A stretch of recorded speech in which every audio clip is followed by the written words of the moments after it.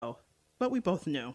We got up early that morning to head home, so we're packing up tent and camping silently to dismantle our tent. And in the low morning light, rising from a campsite that I couldn't identify, was this song. Here I am on the road again.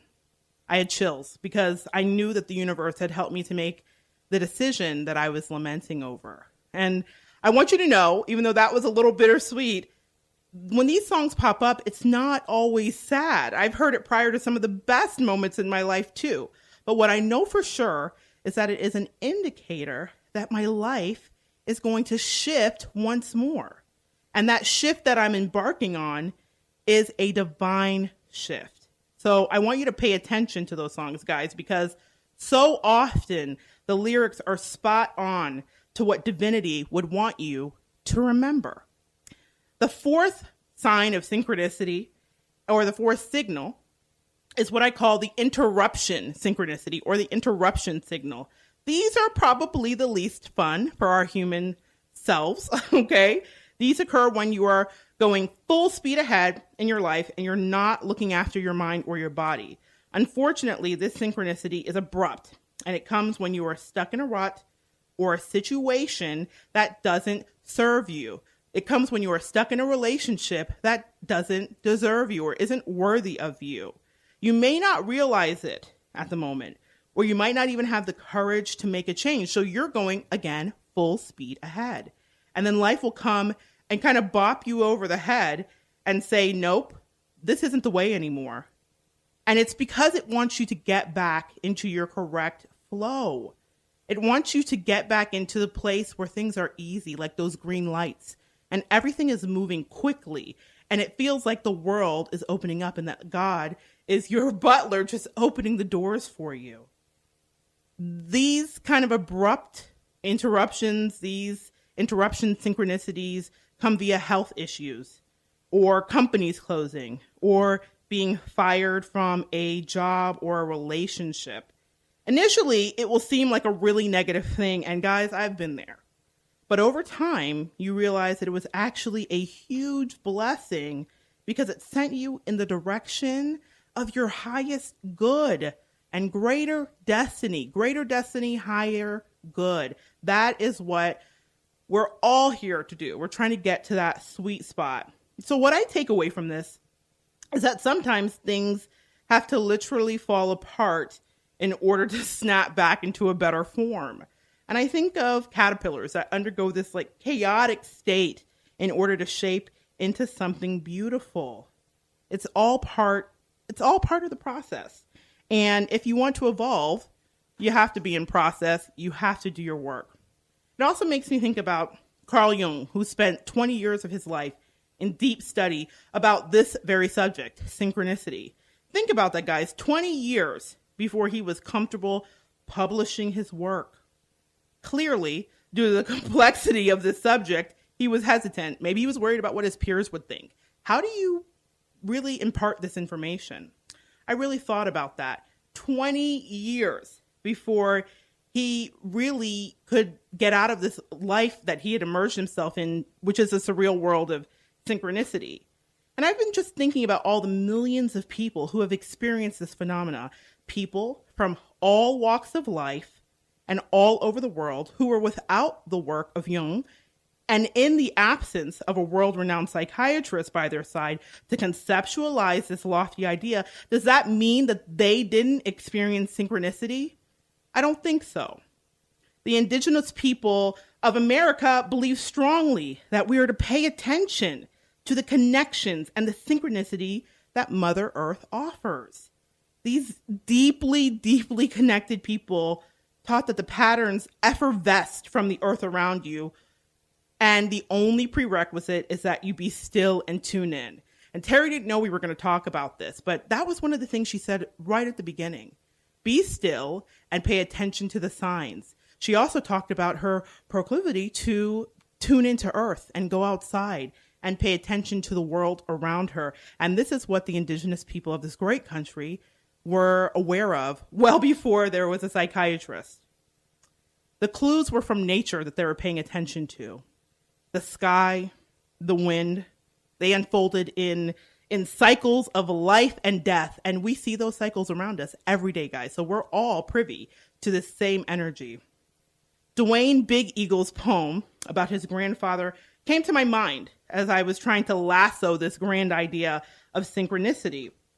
And it's something that I kind of happened upon years ago as I was really beginning to study the theory of quantum physics. The name of his poem is "My Grandfather Was a Quantum Physicist." He wrote, "I can see him now, smiling, in full dance costume, in front of the roadhouse on a sunny afternoon. Scientists have finally discovered that the intimate details of our lives are influenced by things beyond the stars and beyond time. My grandfather knew this." You see, I love that poem. It's so simple, but right to the point. We're always aware. We already know. Deep in our souls, we know about the patterning of life. We are tapped into it. We just have to wake up to it. It's wonderful. I mean, honestly, to have academia distill these ideas into theses that we can read, but you do not need to bury yourself in research papers to understand that synchronicity is guiding you and that it is always present at pivotal moments in your life. For Terry, there was a pattern in her family that pointed her in the direction of her soul's desire. And when the moment drew closer, the synchronicities increased. Now, to you and I, okay, the Sesame Street shoelace would mean nothing, okay? We wouldn't probably even notice it. But God, universe, source, so wise and all-knowing, provided her with just the confirmation she needed in that crucial moment of doubt. Should she adopt? Was this a crazy fantasy in her head? Was this something that could become a reality? She asked the question. She told you she asked the question. She said, "I know we're not supposed to ask," which I do not believe, but I'm so glad she did ask, which I told her. You ask, you be bold, and declare what your need or what your want is or what your request is for help, because it's all around us. We have access to it at any moment. And she asked that question, and put before her was something that would mean something only to Terry. It was meaningful only to her, and it helped her go forward in her quest. It's so important that you know this loving gesture is always available to you. I can't stress it enough. Patterns of life are always presenting themselves to you. Your job, and your only job, is to be still and know. Quiet your mind and open your heart to the messages and the miraculous synchronicities that abound, because they do. They are always seeking, synchronicities are always seeking to first awaken us. So wake up, and after we are fully paying attention, we can be easily guided to our spiritual connections. Our destiny begins to unfold in like a series of moments and small steps. But being alert and in a state of expectation when you have big questions about your life will increase the rate at which you attract synchronistic help. It is out there, folks. I personally experience it all the time. I teach my clients how to connect with this flow. But the thing that I love about synchronicity, the thing that I love about God, source, universe, however you intuit it, is that you don't need anyone to walk you through it. You don't need anyone to walk you through it. The indigenous people didn't have a teacher. They might have had chiefs and they had shamans, but they were teaching their children a little bit at a time. This is how you pay attention to the earth. This is how you go on your quest or your sojourn. This is how you figure out that life is always speaking to you, because they knew that they couldn't be there with their children on the mountain when they were in a great hunt. They knew that they had to teach them, if you see that eagle flying overhead or birds gathering, that there is some food that's nearby, and they weren't going to be with them to guide them through that. So they had to teach them how to be aware and to wake up to the synchronicities of life that could lead them to whatever their destiny was for that day. That is so important, being in that state. You don't need anyone to help you, because the magical energy of synchronicity is available to you now, right now. So wake up and be still and tap in. It's waiting for you. And now, guys, we're going to get into a little bit of Gabriel's Gab.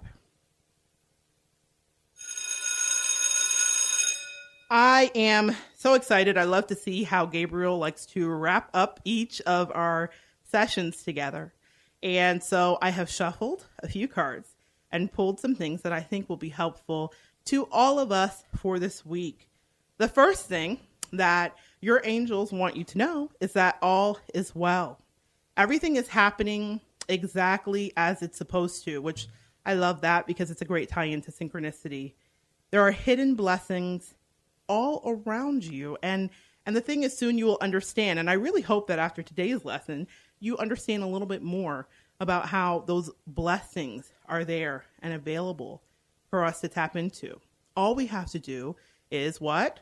We have to first wake up and realize it's possible, and then be still and listen up.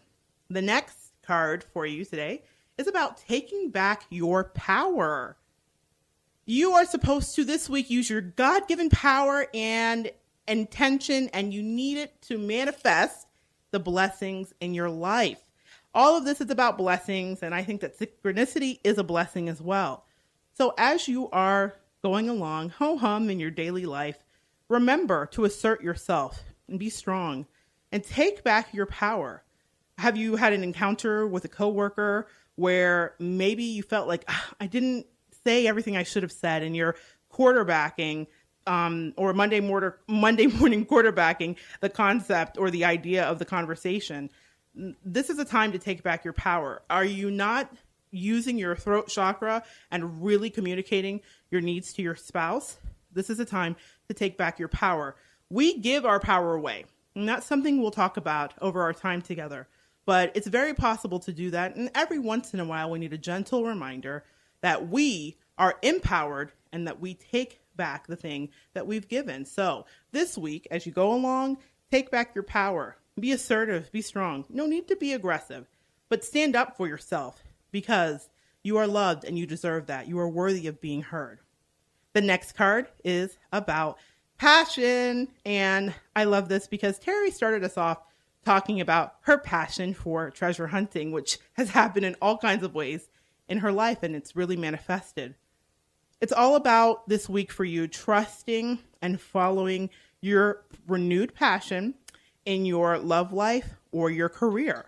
So I love that card because right after taking back your power, you definitely can get passionate again, because when things come into a balance and there's an equilibrium, it's very important to know that passion comes right after it, and it will fuel you towards the goals that you have. It will fuel you towards better communication. It will make each day of your life, if you're trying to follow a spiritual path, seem like it's not work at all and that you are doing what you're put here to do. It will open you up to that. Passion is the key to opening you up to those synchronicities. So I love that too. And the last thing is just a quick message for you to know that you are gifted. This next deck of cards is one that my best friend sent me, and it's kind of funny because I've always thought that some things can get too woo-woo. Guys, I'm pretty woo-woo, but I thought, hey, there's a little bit further than you can go. And she sent me this beautiful deck of unicorn cards because for some reason in my life, the idea of the unicorn became very prominent in the past year. I can't believe I'm telling you that, but it did. And so she so lovingly sent me this deck and the card that I pull for you today. And it's like the cherry on top of any reading for me sometimes. I don't use them all the time, but it is wonderful. And today it is, you are gifted. It's all about you knowing that you are very intelligent and you are very talented. And as you're waking up to the synchronicities in your life, you may think, is this all a coincidence? Am I really supposed to be doing this? Should I be following this path? Should I be pursuing this new endeavor? Am I smart enough? Am I strong enough? Do I have the patience? Do I have the money? Well, those synchronicities are going to be presented to you. We'll talk about this at another time because of synchronicity. But in all of those wonderings and questions that you have for yourself, it's important for you to remember you've been chosen for the thing you know you're supposed to do. Are you a photographer?